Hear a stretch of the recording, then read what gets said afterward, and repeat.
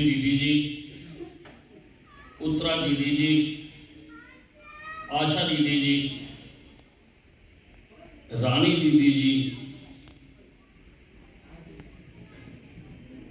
उपस्थित सभी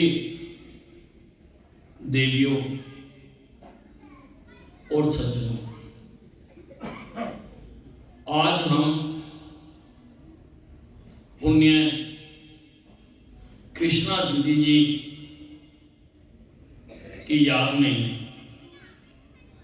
यहाँ पर एकत्रित हुए। याद उन्हीं की मनाई जाती है जो अपना जीवन रहते अपने काम से अपने चरणों के निशान बना जाते हैं, जो दूसरों के लिए रास्ता दिखाते हैं। ऐसे ही महापुरुषों की याद मनाई जाती है। वैसे तो कहा गया है यद दृष्टम तत् नष्टम, कि जो कुछ भी नजर आता है वो सब एक ना एक दिन नष्ट हो जाता है। जो कुछ भी नजर आता है उसमें मनुष्य के लिए कोई ना कोई आयु सीमा है। जो आया है वो जाएगा जरूर, लेकिन जो जिंदगी मिली है उसका एक मकसद है। मकसद के लिए ये जिंदगी मिली है। ये जिंदगी मिली है आत्मा को परमात्मा में विलीन करने के लिए। और जब तक मनुष्य को ठीक रास्ता नहीं मिल जाता वो सारी जिंदगी भटकता रहता है, क्योंकि वो मकसद से दूर होता है। और अगर उसको ठीक रास्ता मिल जाता है तो उसके चेहरे पर शांति आ जाती है। और शांति जो है इस पर परमात्मा का एकाधिकार है, पेटेंट है परमात्मा का। ये कहीं और नहीं मिल सकती, कुछ करने से नहीं मिल सकती। बहुत बड़े बड़े कारोबार बनाने से, बहुत बड़े बड़े इंडस्ट्रीज बनाने से ये शांति नहीं मिल सकती। बहुत सारा पैसा कमाने से भी ये शांति नहीं मिल सकती, क्योंकि इस पर परमात्मा का एकाधिकार है। ये शांति उसी को मिलती है जिसने परमात्मा को पहचान लिया, जिसने परमात्मा को समझ लिया, जिसने परमात्मा के लिए ठीक रास्ता चुन लिया, उसी को शांति मिलती है। कृष्णा दीदी जी से मैं कई बार मिला हूं और मैंने उनके चेहरे पर हमेशा शांति का और खुशी का भाव देखा है। हमेशा उनसे मिलने पर बहुत ठंडक महसूस होती थी, पूरी तरह से जैसे परमात्मा के गुण हैं वैसे गुण उनमें से झलकते थे। उनमें से और उनके पास आकर उन गुणों की जो तेज है उसमें स्नान करने का मौका मिलता था, उसमें नहाने का मौका मिलता था उनके पास आकर। और ये तेज जो है, ये खुशी जो है चेहरे पर, मैं सारा दिन लोगों के चेहरे देखता हूँ। मैं राजनीति में मैं कई प्रकार के लोगों से मिलता हूँ और सभी चेहरों चेहरों पर चिंताएं, कुछ प्राप्त करना, कुछ खो जाना, ऐसी रेखाएं मैं लोगों के चेहरे पर देखता हूं। हंसने वाला चेहरा तो दुर्लभ चेहरा है। कृष्णा बहन जी के चेहरे पर हंसी होती थी। ये हंसी उसी के चेहरे पर आ सकती है जिसने इस सृष्टि का लोक परलोक का अर्थ जान लिया है, जिसने लोक परलोक का अर्थ जान लिया है। ये उसी के चेहरे पर आ सकती है। वैसे तो आदमी आज लोभ मोह अहंकार में फंसा हुआ है, लोभ मोह अहंकार में इसी में फंसा हुआ है। लेकिन अगर उसने ठीक रास्ता अपना लिया, अभी दीदी जी कह रही थी कि मन को साधना ही जो है वो व्यक्ति का काम है, कि ये जो हमारा मन है अगर हम इसको नियंत्रित कर लें, ये मन भटकता रहता है, ये दूर दूर तक भागता रहता है। ये प्रभु के चरणों में बैठकर भी शरीर प्रभु के चरणों में होता है, परंतु मन नहीं होता है, मन कहीं और घूम रहा होता है। तो अगर हम मन को साध लें कि जहां हम हैं हमारा मन भी वहीं पर रहे। एक कहानी है, एक साधु को एक जिन मिल गया। जिन ने कहा कि हे साधु, तू जो काम कहेगा मैं वो करूंगा, मैंने आज से तेरा ही हुक्म माना। साधु ने उसको काम बताए। उसने कहा रोटी ले आओ, वो रोटी ले आया। उसने कहा कपड़े ले आओ, वो कपड़े ले आया। उसने जो जो चीज के वो ले आया और साधु भूल गया। जिनने ये कहा था कि अगर तो तू मुझे बिजी रखेगा तो मैं तेरा काम करूंगा, अगर मैं खाली हो गया तो मैं तेरे को खा लूंगा। तो साधु बहुत घबराया। फिर उसको किसी ने बताया कि तू ऐसे कर, अपने कुटिया के सामने एक खंबा लगा दे और खंबे पर तू तेल लगा दे, ग्रीस लगा दे, और जब तो तू काम करे तब तो इस दिन को कह दे कि मैं मेरे लिए ये काम कर दूं। और जब तेरे पास बताने के लिए कोई काम ना हो तो इसको कह दे तू खंबे पर चढ़। ये चढ़ता रहेगा, उतरता रहेगा, चढ़ता रहेगा, उतरता रहेगा, तेरे को नहीं खाएगा। तो वही काम है।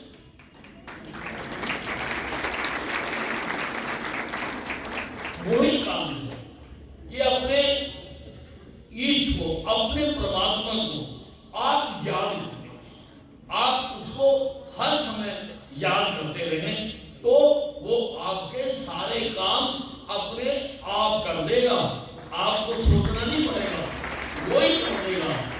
आप अपने काम करिए और जब समय मिले तो अपने मन को परमात्मा में रखें, परमात्मा को याद करें, शिव बाबा को याद करें, अपना मन पूरी तरह से उसमें लगाकर रखें।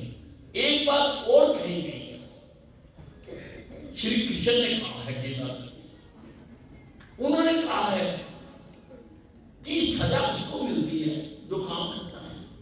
हमारा सिद्धांत भी यही है। हमारे इस युग में भी जो कोर्ट्स हैं, जहां और लोग हैं, सजा उसी को मिलती है। उन्होंने कहा तेरे को सजा इसलिए मिलती है कि तू मानता है कि मैं काम करता हूं।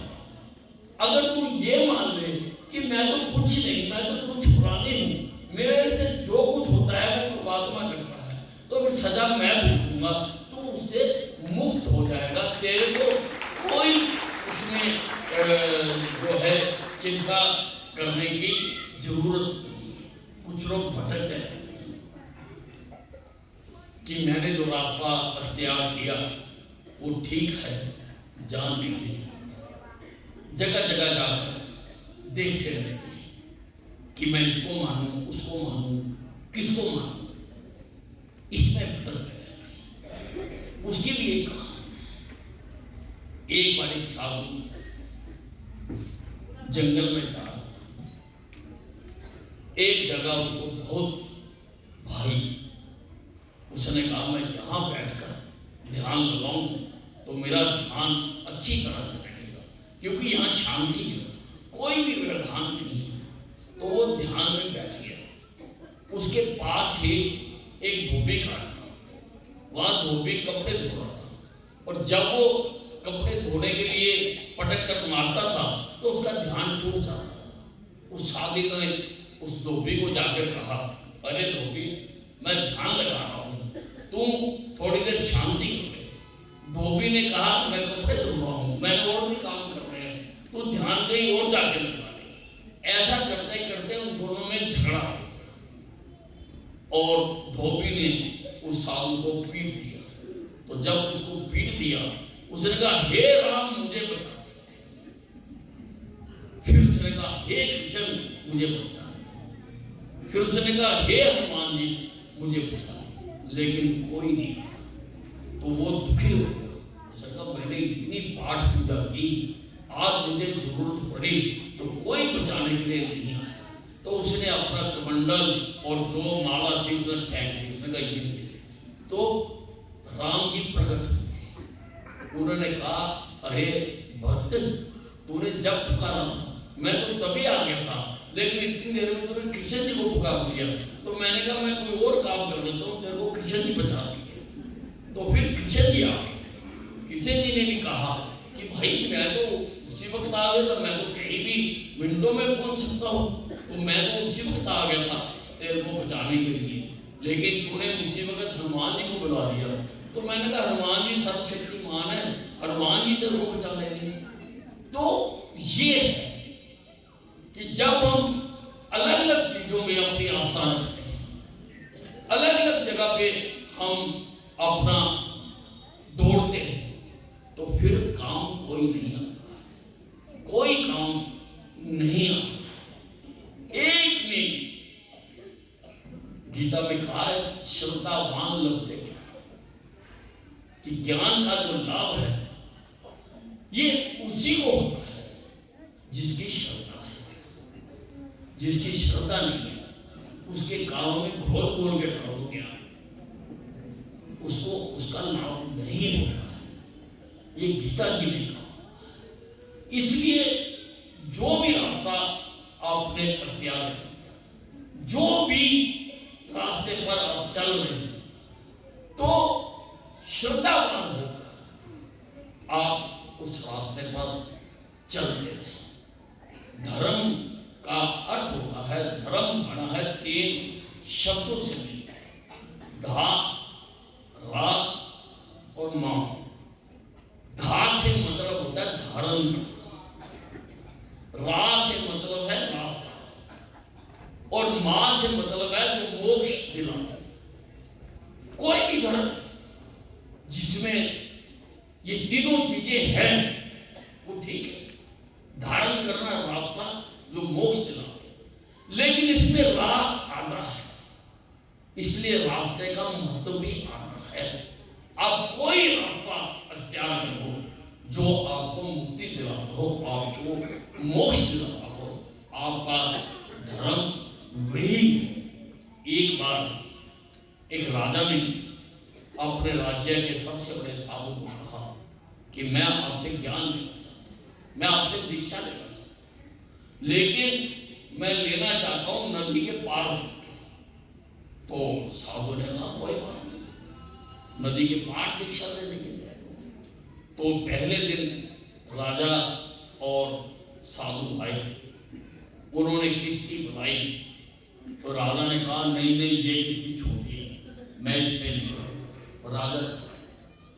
अगले दिन फिर दोनों आए, फिर किश्ती बनाई। उसने राजा ने कहा कि ये किश्ती तो तेरी है, ये तो पलट जाएगी, मैं नहीं करता। तीसरे दिन फिर वो साधु ने राजा को पकड़कर जो किश्ती थी उसको बैठा दिया, पार ले गया, और पार जाकर उसने दीक्षा दी। तो इसका अर्थ ये है कि जो रास्ता मिले, जो रास्ता आपने इख्तियार कर लिया, ये ही श्रेष्ठ है, ये ही उत्तम है, ये ही फलदायक है। इस रास्ते से ही आपको मोक्ष मिलेगा। कंडीशन ये है कि आपको इसमें आस्था रखनी पड़ेगी, और आप सब आस्था रखते हैं। इतने लोग आपने सारे हिंदुस्तान में अभी बताया कि 5000 सेंटर हैं सारे हिंदुस्तान में, और सब जगह पर आप शांति जो है वो प्राप्त करने के लिए शांति फैलाते हो। जिस प्रकार से चंद्रमा सारी धरती पर शांति की किरणें फैलाता है, उसी प्रकार से आप भी फैलाते हो। आपका भी इस सारी धरती पर असर होता है। आपके जो आपका शांत भाव है, जो आपने सभी जो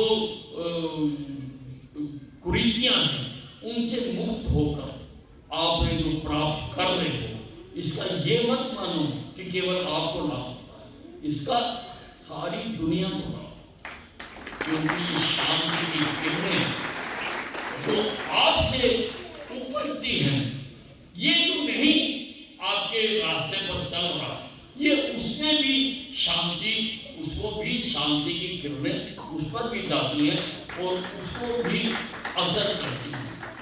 आप सारी दुनिया को शांत बनाने के लिए प्रयास कर रहे हैं।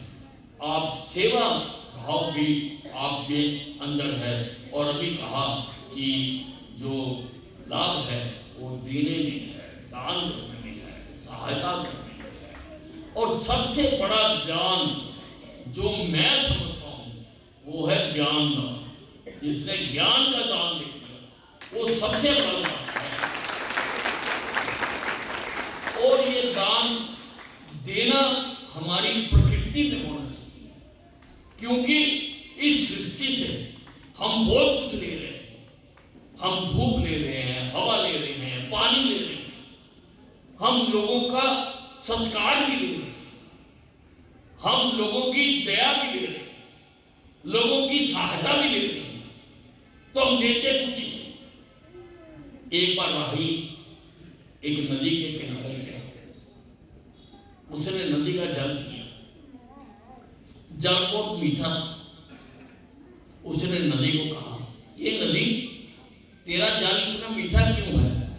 नदी ने कहा, मेरे पास समय नहीं है, मैंने बहुत दूर जाना है, तू जाके सागर से। राही सागर के पास गया, उसने सागर का जल पिया, वो कड़वा था। उसने सागर से पूछा, हे सागर, नदी का जल मीठा और तेरा जल इतना कड़वा क्यों है? उसने कहा, नदी इस हाथ लेती है और उस हाथ दे देती है, इसलिए नदी का जल मीठा है। मैं लेते ही लेता हूं, इसलिए मेरा जल कड़वा है। इसलिए अपने जीवन को मीठा बनाने के लिए हमें भी कुछ ना कुछ इस सृष्टि को देना चाहिए। और मैंने जैसे कहा, ज्ञान सबसे बड़ा काम है जो आप कर रहे हो और लोगों को सिखा रहे हो, ज्ञान दे रहे हो। और ज्ञान दान सबसे बड़ा दान है, और आप उसको बांट रहे हो। और कृष्णा दीदी ने तो बहुत ज़्यादा यहाँ पर भ्राताओं को, बहनों को उन्होंने ज्ञान बांटा है। और जो आज उस ज्ञान के रास्ते पर चल भी रहे हैं, आज मैं कृष्णा दीदी को, और आज अंतर्राष्ट्रीय महिला दिवस है, आज सारे विश्व में जिन महिलाओं ने अपने जीवन में कोई ना कोई श्रेष्ठ कार्य किया है, आज उसको याद किया जाता है। और आज हम ज्ञान के इस स्रोत को आज हम याद कर रहे हैं, क्योंकि उन्होंने इस दिशा में बहुत काम किया। आज सरकारें भी सारी आज अंतर्राष्ट्रीय महिला दिवस पर बहुत कुछ कर रही है। हमारा सौभाग्य है कि हमारे देश की जो सुप्रीम है वो भी एक महिला है, राष्ट्रपति हमारी महिला है। दिल्ली की मुख्यमंत्री भी हमारी महिला है। और आज चंडीगढ़ में, हरियाणा में 35 श्रेष्ठ महिलाओं जिन्होंने अलग अलग क्षेत्र में कार्य किए हैं, आज उनको सुषमा स्वराज अवार्ड से नवाजा जा रहा है। आज उनको प्रेरित किया जा रहा है, महिलाओं को प्रेरित किया जा रहा है कि आज महिलाएं किसी भी तरह से पुरुषों से पीछे नहीं है। आज वो पुरुषों के साथ कदम से कदम मिलाकर आगे बढ़ रहे हैं और इस देश को जो लक्ष्य रखा गया है कि 2047 तक विकसित भारत बनाना, उसमें महिलाओं का भी बहुत बड़ा योगदान होने वाला है और महिलाएं भी उसमें बहुत बड़ा योगदान देगी। सभी सरकारें महिलाओं के लिए कर रही हैं। हमारी सरकार ने भी महिलाओं को, जो गरीब महिलाएं हैं, जो गरीबी रेखा से नीचे रहती हैं, उनको 21 रुपये महीना देने का फैसला किया है। कोई भी महिला होगी, उसको उसका धन कुछ हो, जाति कुछ हो, लेकिन वो गरीबी रेखा से नीचे हो, उसको ये 21 रुपया मिलेगा। उससे महिलाएं अपने जीवन को अच्छे ढंग से चला सकेंगी। मैं कृष्णा दीदी को अपने दिल की गहराइयों से मैं आज श्रद्धांजलि देता हूँ। और अभी बहन जी कह रहे थे कि माउंट आबू जाने के लिए, और मैं आपको बताना चाहता हूँ कि मैं माउंट आबू हो आया और मैंने वहाँ पर जो तेज है उसको एहसास किया। मैंने जब वहाँ पर शांति की तरंगे बह रही हैं, मैंने उसको एहसास किया है। मैं माउंट आबू हो आया था, आपने कहा था तो मैंने उसको गांठ मार ली थी कि मैंने जाना है। तो मैं और वहाँ पर जो तेज है, जो शांति है, जो वहाँ से एक ऊर्जा उत्पन्न हो रही है, मैंने उसको एहसास किया है। मैं कृष्णा बहन जी को अपने दिल की गहराइयों से मैं श्रद्धांजलि देता हूँ। धन्यवाद।